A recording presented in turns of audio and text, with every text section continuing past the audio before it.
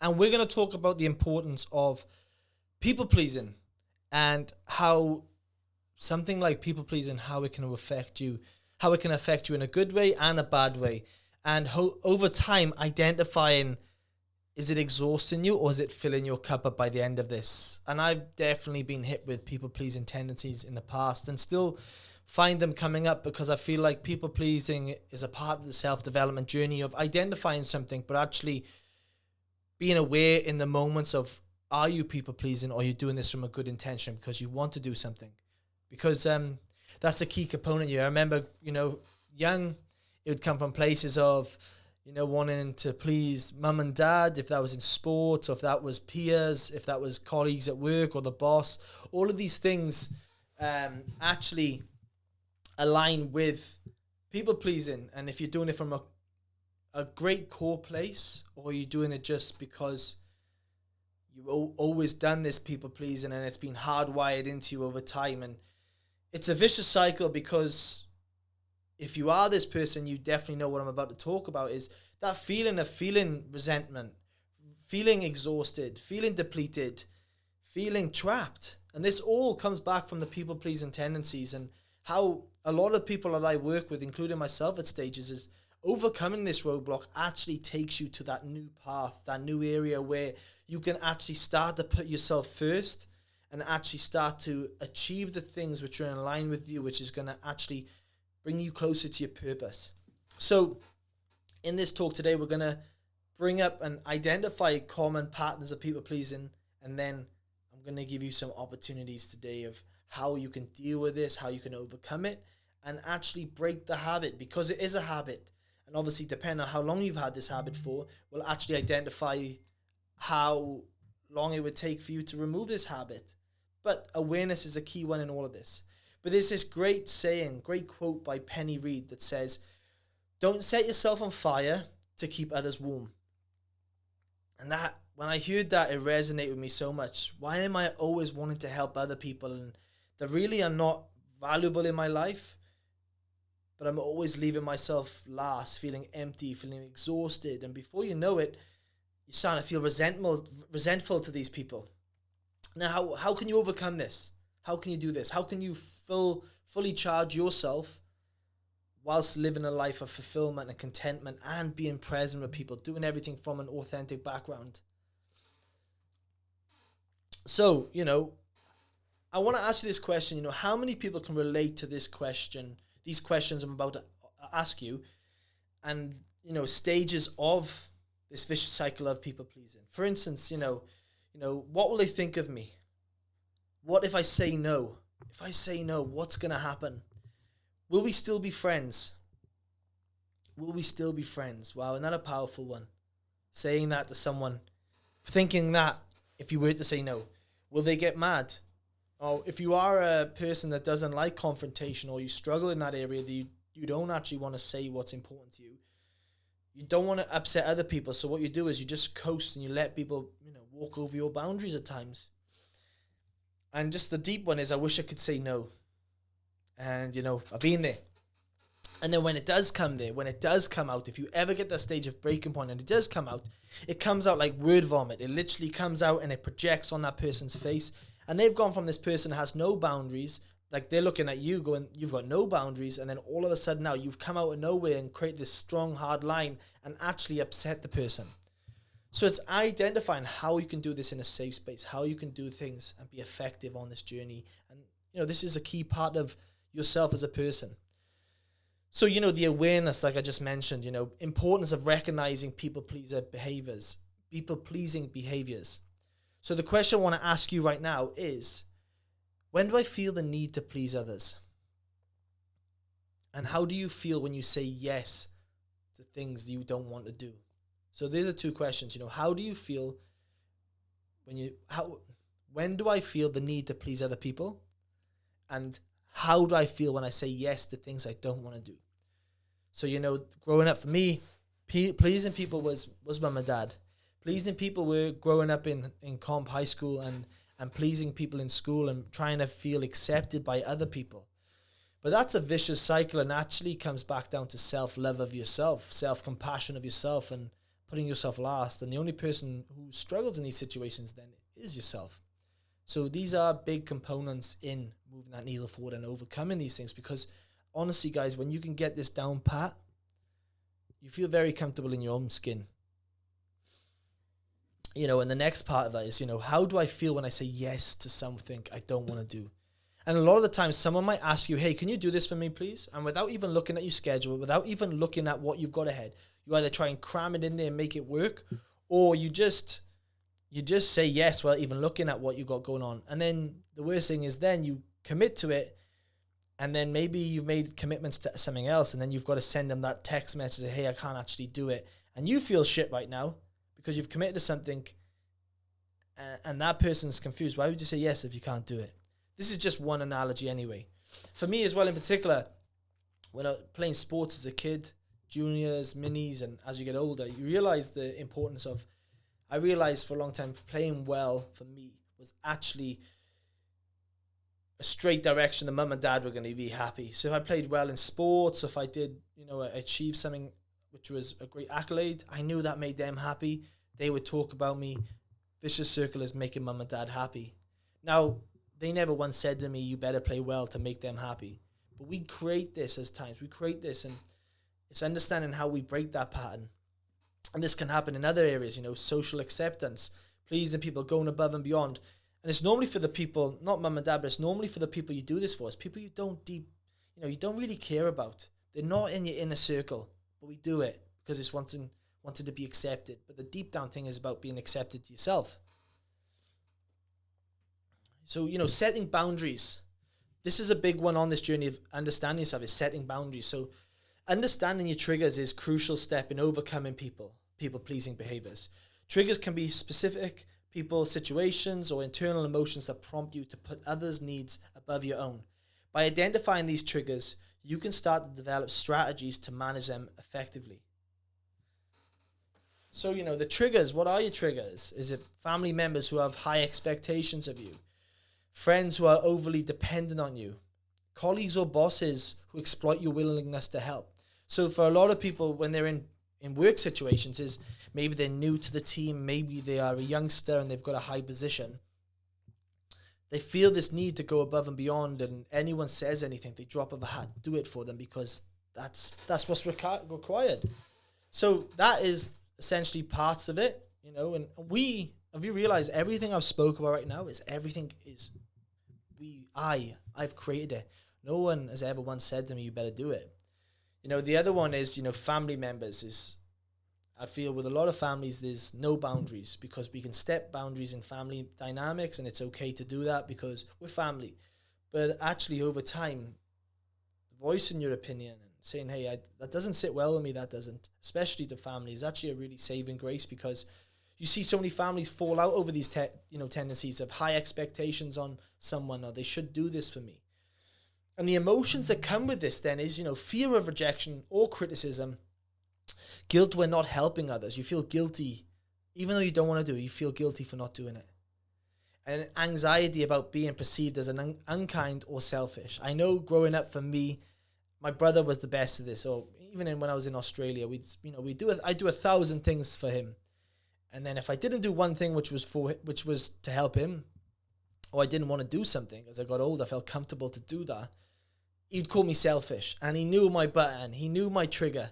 And before you know, I'd go in uproar because I've been a people pleaser for so long and wanted to make you happy. And then you call me selfish. And it would trigger me so much. But again, that's a me problem. These are things I've created. So, you know, as you can see right now, setting boundaries in this area is key. So when we talk about setting boundaries, it's actually down to identifying what your values are. Is this serving you purpose? Is this serving you a purpose? And who else does this impact? Because I would rather you be 100% for your family, your close friends, your partner, your inner circle. I'd rather you be there for them and yourself than be there to people that you barely even know or barely even speak to, and, you know, go above and beyond for them, because deep down, that's the people you're going to start feeling empty for, drained for. You know, there's a saying, fountains or drainers. But when you're around the right type of people and you're doing the thing from an authentic place of yourself because you want to be there, your cup gets full, and we call those people fountains. But if you're doing things from an unauthentic area, and you surround yourself with people and you're helping them, but you don't really want to do it, you're going to feel drained, and they're taking all your energy. So that's the drainer's impact of that. So it's identifying that when you leave a conversation, when you leave a social circuit surrounding, do you feel drained, or do you feel full? That's a big decisive moment of knowing where you're doing things from. So, from that, then the big thing on top of all of this is building self-worth. So the meaning of self-worth is an internal sense of being good enough, worthy of love and belonging from others. It's the belief that you are inherently valuable regardless of external achievements or approval. So the importance of high self-worth leads to better mental health, stronger relationships, and increased resilience against external pressures. So this is a really important part then of having journals. Everyone on my program has my Mindset Mentor journal, and it's really big on building self-worth, confidence, and getting rid of self-doubt, getting rid of people-pleasing, getting rid of anything which is causing a roadblock for you to achieve it. So the exercises that you can do, and I'm going to give you a couple right now, which can help you with this, is what are my strengths and what have I accomplished? So, identifying what you have done this far, even with the target, the label, people pleaser on you, how much have you achieved right now? If you can be resilient on this journey with this, most people who can unlock the people pleasing tendency, remove it, they become so successful because all this energy they've been giving to other people, which don't serve them, they put it to themselves and people who are in line with their values. You're starting to speed the process, the methods up, because all the energy is going to this one place in particular. So write a list of your strengths, your skills, and your accomplishments. Include any big and small. That could be promotion at work, or that could be the fact that you did something for yourself today and you went for a walk. You went to the gym, you ate clean, you listened to a good podcast, you wrote in your journal, you went and caught a coffee with a friend, you did a nice gesture for someone. If you're a people pleaser, that's pretty easy, the last one. But doing a nice gesture for someone else. And then the three big ones I like people to do off this is self-talk. So positive reinforcement, and I'm a big believer in it. I'm walking down the street, and if anything gets in my head, I openly talk out loud to myself. That was right. You did that. Good job. Good job this morning. You went to the gym, or you connected with these people. Amazing. You spoke to a client earlier, and he had a massive impact. You've had a massive impact on what he's achieved. Good job, all. These are the little things we do. These little things add up to the big things. It's a compound effect. The more and more you put positive self-talk into yourself, overrides the negative talk. Because you're going to have negative talk every day regardless. But it's identifying in your garden of negative talk, can you remove the roots, the bad roots and the weeds that need to get removed from your garden? And when I'm talking about your garden, I'm talking about the garden in your head. So every morning when you wake up, let's just see your head as a garden. And over time, there's weeds, there's bad roots that need to be removed, and they're causing toxic problems to other parts of your brain, of your mind. But if you can every day speak positive to yourself, give love to yourself, reinforce the good in you, you slowly are weeding out the stems, the roots, the weeds. All of that starts to go. Before you know it, you're into a flow in your day. You're more into a positive state. And this becomes more aligned with who you are. So the three that I mentioned is self-talk. The next one is self-forgiveness. Now, with self-forgiveness, that is a big one. We're very big on forgiving other people.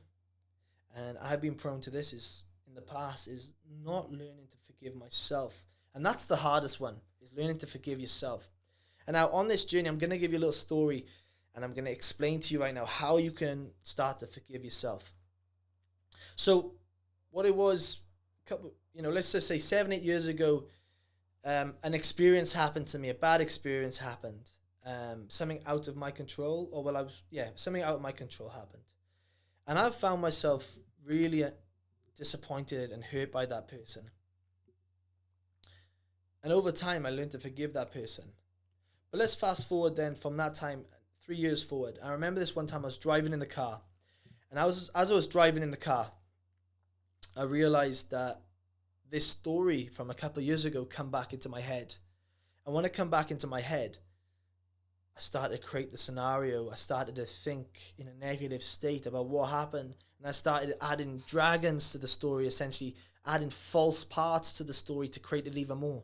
And before you know it, I'm gripping onto that steering wheel so hard. I'm so frustrated. I'm angry. And this happened years before this right now. And that person's not even thinking about this right now. So really, I got sick and tired of that emotion. So what I learned over time from mentors and being around the right people and now coaching this to people is opening up a piece of paper, opening up a journal, and getting a piece of paper out and actually writing down, that scenario in the paper. Because I bet you right now you're listening to this right now, there's a story popped up in your head. And I want you to write this story down as detailed as you can. And while you're writing down this experience, I want you to say, yep, I forgive that person. And generally mean you forgive that person. But more importantly, I want you to forgive yourself. So write on that piece of paper, I forgive myself. When you forgive yourself, you are letting go of this attachment to that experience. You are learning to give love to yourself, regardless of the outcome, regardless of what you experienced, how hurt, how painful it was. The more and more you start to do these things, the more and more energy you bring to this present moment. So once you do that letter, some people do ceremonies on it where they burn the letter, where they rip it up. Do whatever you want with that letter if you want to wet it, but do not keep the letter. Don't keep them and bank them up. They're there to be removed.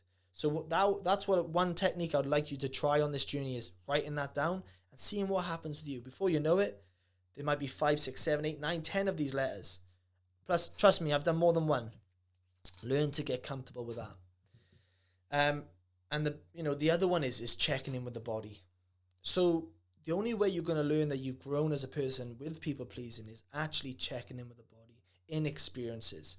So when those moments come up and you don't want to do it, don't want to do what the person's asked you to do, but you feel this knee-jerk reaction to say yes. Well, the reality is your body's giving you signs all the time. It's telling you all the time what's right and what's wrong. Do I want to do this? Don't I want to do this? Am I already busy? Your body tells you stuff. It might be tight in the chest. It might give you a gut feeling. It might make you feel stressed in the forehead. What I would like you to do in those moments, because you're only going to overcome this when you're in these experiences, in the heat of it. So when someone asks you a question, can you do something?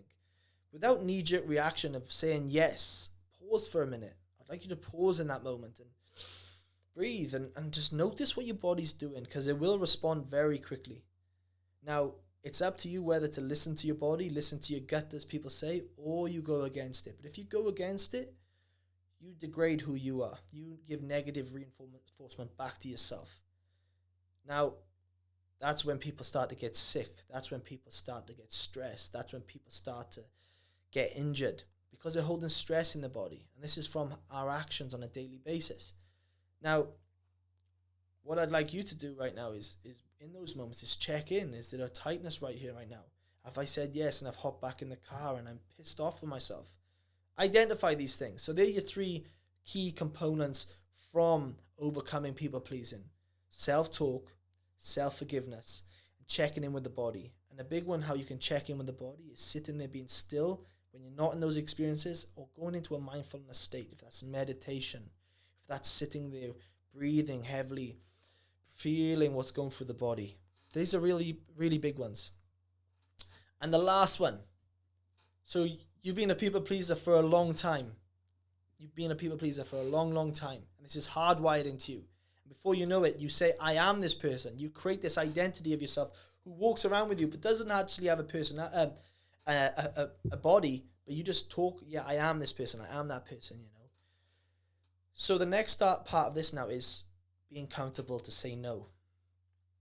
And realizing that when you say no to these things that you don't actually want to do, you're going to feel guilty at the start because this is new. But like anything, the more and more you build that muscle, the more and more you keep sticking true to your word and get comfortable in saying no, or, not answering the phone to every time to this person. All of these things, they get easier over time. Now, you might say no the first time, and you might go home later that day and still be on your mind, I can't believe I said no. But you know deep down in your core that it was good for you to do that. And now the ravel-on effect from that is that person still going to like me? Are they going to respect me? What would they think of me? These things are going to pop into your head. Now, if you become a secure person and comfortable in what you're doing and you know it's true to you, you can easily answer those questions. You can get your journal out. You can get your mindset mentor journal out, open up to the back page where it says brain dumping. Those thoughts are coming to your head. You can write them down. And as soon as you write them down, you realize pretty quickly, you go, okay, what is true and what have I created?